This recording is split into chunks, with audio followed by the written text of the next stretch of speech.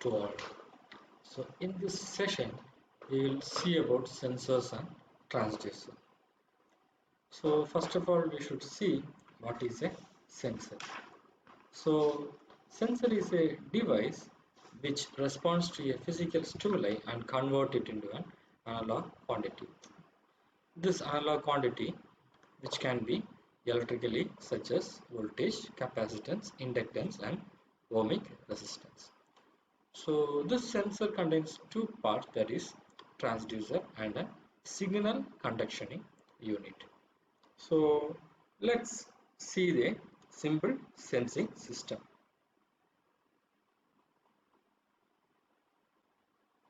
So this is the block for a sensor.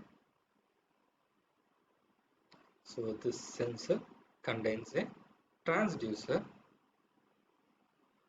along with a sensitive interface.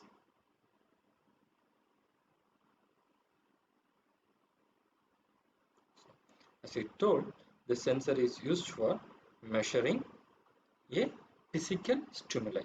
So we have a physical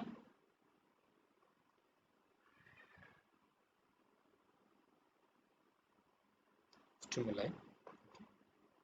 So this physical stimuli which we are going to measure is known as the measurand.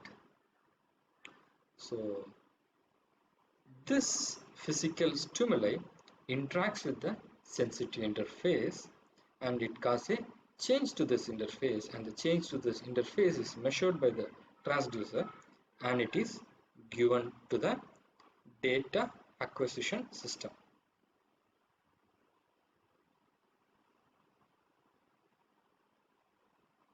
So in this sensor we have this sensitive interface along with this transducer. So the main active element of a sensor is known as the transducer. So this transducer is the main active element of a sensor. Next one, we will see what is a transducer. So this transducer, as we see, that is a main active element of the sensor. This transducer converts non-electrical quantity, that is the physical stimuli, into an electrical quantity which can be measured. So in general, if you want to tell, this transducer converts energy, that is an energy converter. It converts one form of energy to another form of energy. So for example, we have this microphone. So microphone is used to record sound. So what this microphone does is it converts sound energy into electrical energy. So as this microphone is an energy converter, this microphone can be termed as a transducer. So we have seen the microphone is a device which converts sound energy into electrical energy, and in general, if you are looking into a transducer, this transducer converts a non-electrical quantity into an electrical quantity, and so this microphone is an example of a transducer. So next example is a mercury thermometer. This mercury thermometer is a commonly used device in all households, industries, healthcare systems. Everywhere we are using this mercury thermometer. This mercury thermometer is used for measuring atmospheric temperature as well as body temperature. So how this thermometer functions? So at the base of the thermometer we have a mercury reservoir.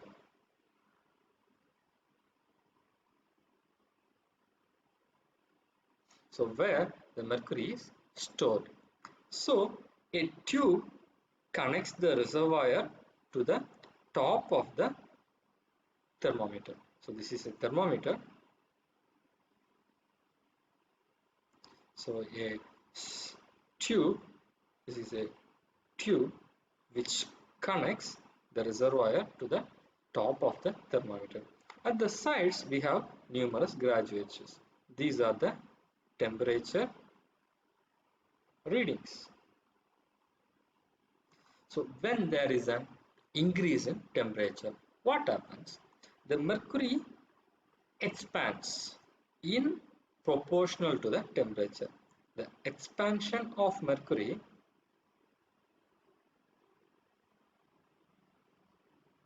is proportional to the increase in temperature. So if there is an increase in temperature, the mercury linearly rises in this column, and from this height of the mercury we can tell what is the temperature of the surrounding. So here this mercury converts a physical stimuli, that is a temperature, which can be measured using the height of the thermometer. So this mercury thermometer is a sensor.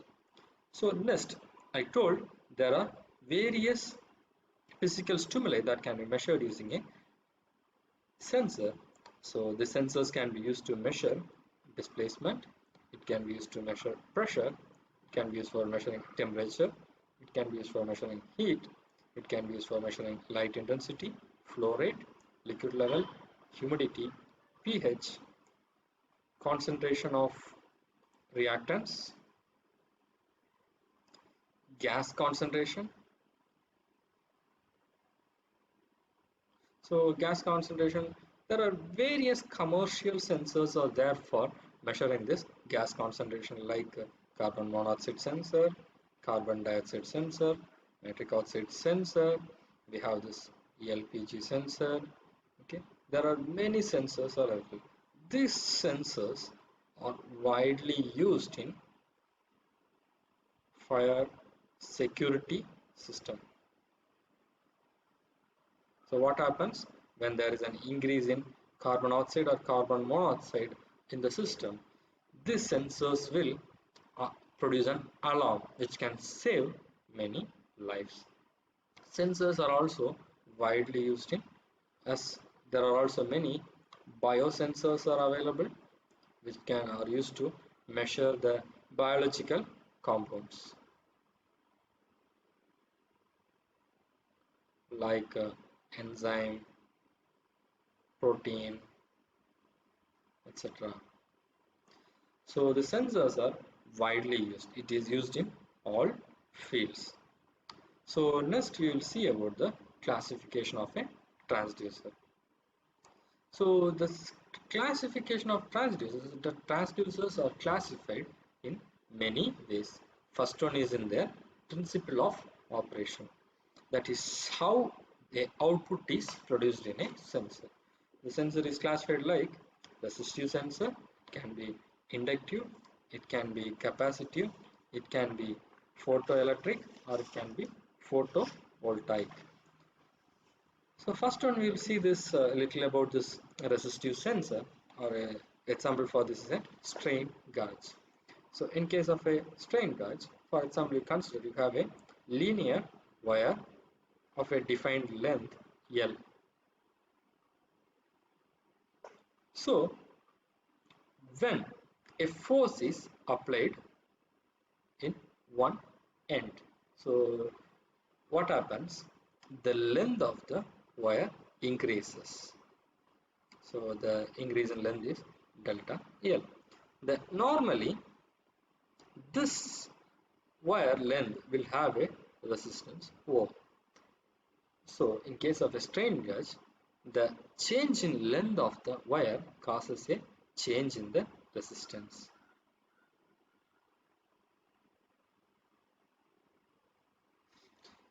So what happens when an amount of force is applied, that causes a change in the resistance. The amount of resistance can be measured, which is proportional to the amount of force applied. So this type of sensors can be used for measuring the force or pressure. And next one is an inductive sensor. So in inductive sensor example is linear variable differential transducer, that is linear variable differential transducer. So in another slide we will see more about this linear variable differential transducer. Next is a capacitive sensor. So we know capacitance is the one measured between two plates. There is a charge accumulated between these two plates. So these two plates are separated by a small distance. Any change in this distance will cause a change in capacitance value.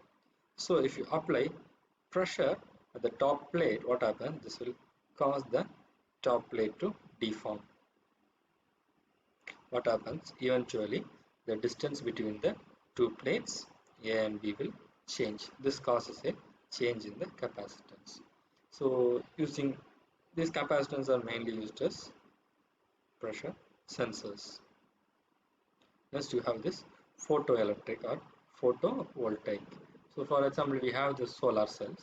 Solar cells, what happens is when light falls on the solar cells, what happens? They produce some electricity. The amount of electricity is proportional to the amount of the electricity proportional to light. So these are some of the classification of this transducer based on principle of operation. So next one is based on the physical phenomenon. So for this we have primary and secondary sensors. In case of a primary sensor, the input signal is directly sensed by the transducer. So we have this thermistor. Thermistor is a device used to measure the temperature.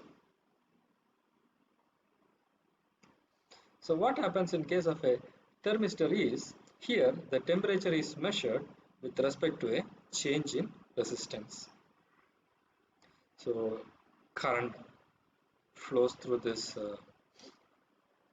thermistor, and this thermistor, when this is in contact with a hot body, the resistance value of this thermistor changes. If the resistance value changes, that resistance is in proportional to the temperature. So from this it gives the value or the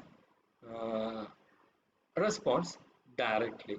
So next one you will see this secondary type of transducer. In case of secondary type of transducer, what happens is we have two systems. We have one sensor, that is the input signal from the first sensor is given as an the output signal from the first sensor is given as an input signal to another sensor, and which produces the response. Example, we will consider this Bourdon tube with an LVDT. LVDT we have seen that is a linear variable differential transformer. So in case of this Bourdon tube, which is used to measure this pressure, so when a pressure is applied to this tube, there will be a deflection in the shape of the tube. This deflection will cause this tube to move either up or down. So what happens? This tube is connected to a card, which is with the help of a pulley, it is connected to a soft iron core. So this iron core moves in the center of a transformer, so which contains a primary winding and a secondary winding. So this in the primary winding we have supplied an AC voltage which induces a voltage in the secondary winding, which can be measured. So due to the deflection in the Bourdon tube, which pulls the cord and it causes the soft iron core to either move up or down. This movement will cause a change in the output voltage in the secondary winding. This output voltage is proportional to the amount of deflection in the Bourdon tube. So in most of the sensors, the response will be always linear. For example, if you consider a thermometer or a thermistor, which is used for measuring the temperature, so we are measuring the temperature, and the thermistor gives an output of resistance. For every degree rise in the temperature, there will be also an increase in the temperature, increase in the resistance. So the response will be linear. The same way, for any change in the Bourdon tube, whether it moves up and down, there will be a change in the output voltage, and which can be related to the amount of pressure. That is, the output voltage is proportional to the amount of pressure in the surrounding. So in case of a primary sensor, what happens? The sensor itself gives an output. In case of a secondary sensor, that is, the output from the first sensor is given as the input to the secondary sensor, and which gives an response. And the next classification is based on the power type, whether the sensor requires an power or which produces power or its own. So that is, we have active sensor and passive sensor. In case of an active transducer, these active transducers generate electric current or voltage directly in response to the environment stimulation. So for this example is a very good example is a thermocouple. We will see about this piezoelectric device in the coming slide. So in case of a thermocouple, we have two wires. These wires are made from two dissimilar metals. That is, they are not similar, they are two dissimilar metals. That is, one end of these two wires are joined at one point, and this point is maintained as a hot temperature, that is high temperatures. So the other end is maintained as a cold junction, that is the hot junction temperature is higher than the cold junction temperature. So when we do this, what happens? A small EMF is generated in this thermocouple, which can be directly measured. That is, the EMF is proportional to the temperature of the system. So this is in case of a thermocouple. In case of a passive transducer, what happens? They doesn't produce any response on their own, but we have to supply some external power source. So for example, we have this thermistor or a strain gauge. Both provides the output in the form of resistance, but we can measure only this resistance if we give some input current. So without any current, we cannot measure the resistance of this system.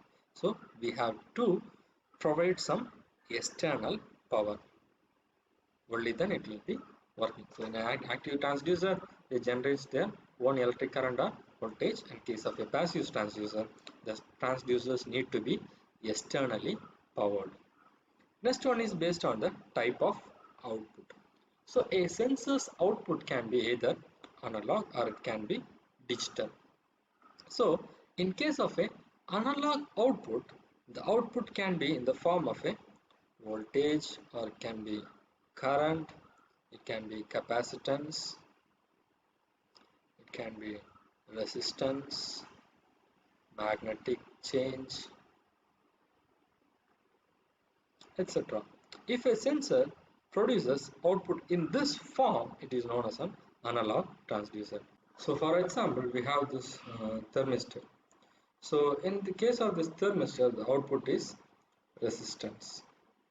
So this is an example for this analog transducer. Next one, we have this digital transducer. In case of the digital transducer, the outputs will be in the form of either 0 or 1. So this transfer converts the input quantity into an output which is in the form of pulses. That is an electrical output in the form of pulses, either 0 or 1. Examples are shaft encoder or optical encoder. And next, we will see this classification of transducers based on this transduction phenomenon. Okay, based on this transduction phenomenon, it can be a transducer or it can be an inverse transducer. So we all know this transducer is a device which converts non-electrical quantity into an electrical quantity, which is what we are discussing so far. But in case of an inverse transducer, is the one which converts an electrical quantity into a non-electrical quantity. So for this, a good example is an piezoelectric crystal. So here we have this piezoelectric transducer as a piezoelectric crystal placed between two electrodes. Okay, we have a top electrode and a bottom electrode. So what is a piezoelectric crystal? Piezoelectric crystals are crystals which, when you apply a force to this piezoelectric crystal, which produces an output voltage. It can be reversed also, that is, when you apply an input voltage to this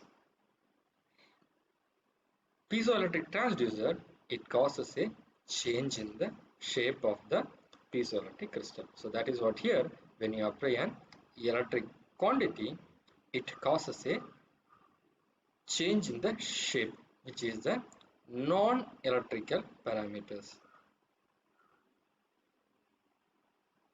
So based on the transduction phenomenon, it is divided into transducer and inverse transducer. Transducer converts non-electrical into electrical quantity. Inverse transducer converts electrical quantity into a non-electrical quantity. Next, the main important thing is we need to know about the characteristics of a transducer. So if you take any sensor, okay, it can have a calibration graph. Calibration graph is a graph plot between the input signal to the output signal. So for example, we consider a thermistor in which the input is temperature, the output is resistance. So for every rise in temperature, there will be an increase in the resistance. But in case of a normal sensor, the graph will not be linear. It will be like an S graph. Okay, so we will see this. So first characteristics of a transducer is a sensitivity. So sensitivity is the ratio between, output signal to measured property.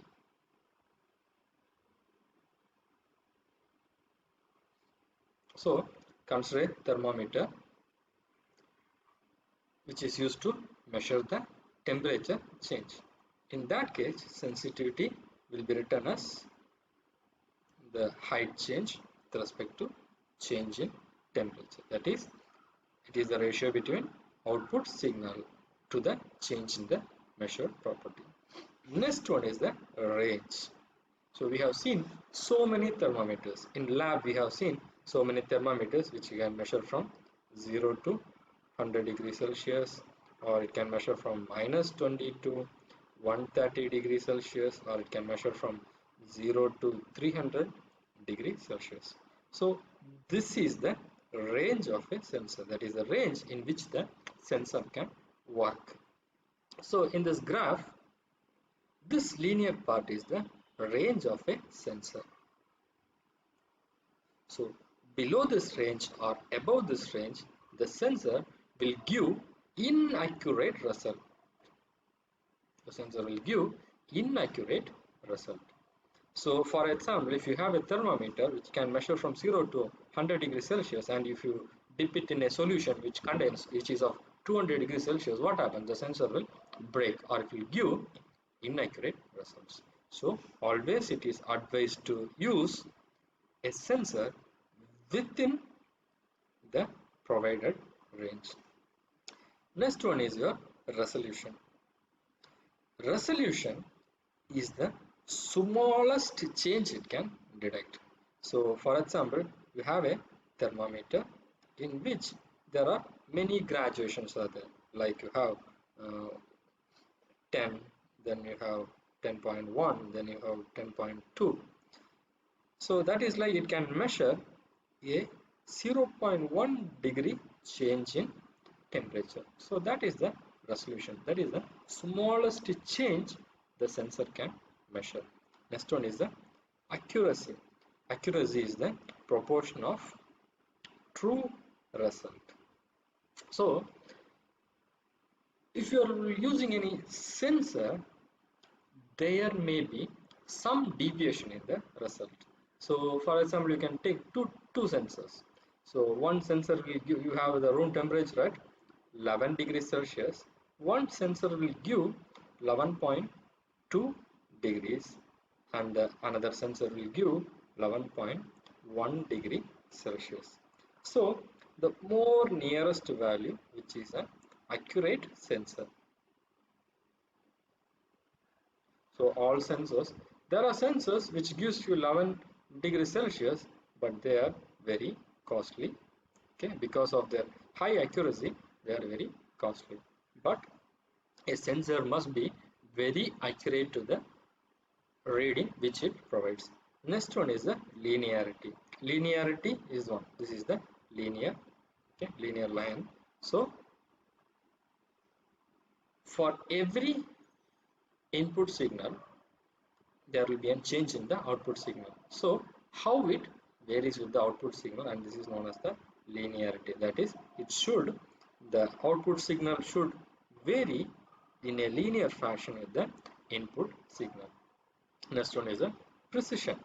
Precision is how precise is your reading. If there is any much deviation, then your readings are wrong. So these are some of the characteristics of a sensor.